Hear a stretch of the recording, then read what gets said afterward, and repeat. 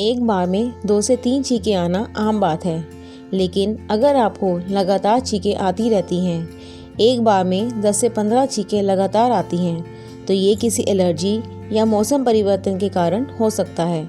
तो आपको इस फ्रीक्वेंट स्नीजिंग के लिए अपने दोनों हाथों की रिंग फिंगर के मिडल जॉइंट पर येलो कलर की रिंग बनानी है। इसे आपको लगातार कई दिनों तक लगाना है। धीरे धीरे आप देखेंगे आपको इस समस्या में आराम मिलने लगेगा और साथ ही साथ आप स्वस्थ हों या बीमार, आपको एक्यूप्रेशर की रिंग नियमित रूप से दिन में 2 से 3 बार 5-5 मिनट के लिए चलानी ही चाहिए। ऐसी और अधिक जानकारी के लिए हमारे वीडियो को लाइक और चैनल को सब्सक्राइब करना ना भूलें। धन्यवाद।